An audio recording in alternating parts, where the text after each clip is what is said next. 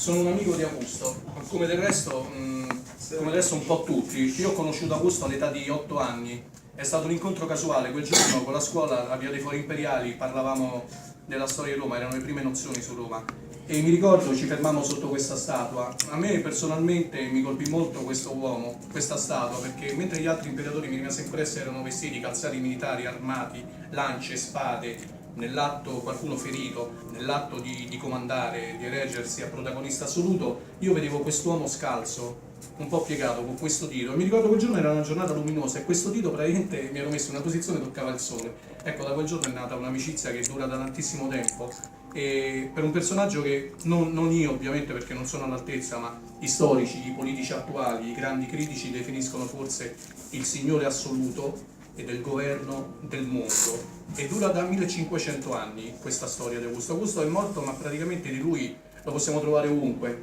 lo possiamo trovare al foro, possiamo trovare una dimora umile, una casa che non era affatto vasta come il Palatino dove ha abitato, lo possiamo trovare a Via dei Fori Imperiali con il foro augusteo, lo possiamo trovare in tribunale quando parla un magistrato, quando un avvocato difende qualcuno, perché lui era se stesso, scendeva in tribunale, il diritto romano, il famoso diritto romano, per difendere e comunque per essere giusto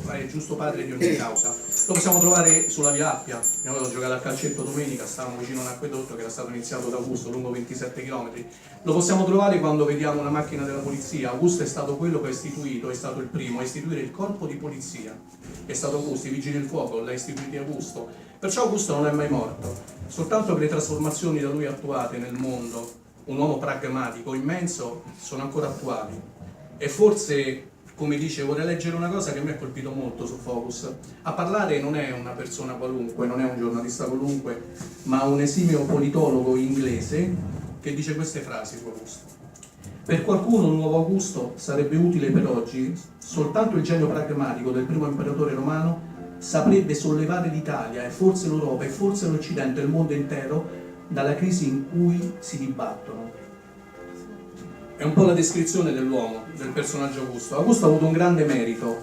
Augusto ha avuto un merito incredibile, infatti a 2000 anni dalla morte si sono mossi tutti, si è mossa addirittura l'UNESCO, che sappiamo che è un'associazione mondiale per la tutela del patrimonio artistico, e l'UNESCO ha fatto una cosa che io penso si possa definire grandiosa, che non è mai accaduta per nessun evento, per nessuna ricorrenza, nemmeno per Cristoforo Colombo, nemmeno per santificare qualche papa. E non esagero usando questo termine perché sono stati indetti 6 mesi di spettacoli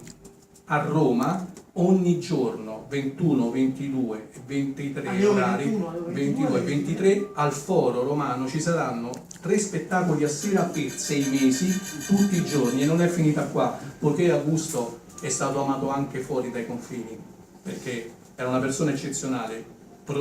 permetteva di scambiare le merci, permetteva di coniare monete, forse era il grande europeista, aveva una visione già dell'Europa all'epoca. A Parigi, a Londra e a Berlino per 6 mesi, come a Roma, ci saranno spettacoli. La dice lunga sulla grandezza del personaggio.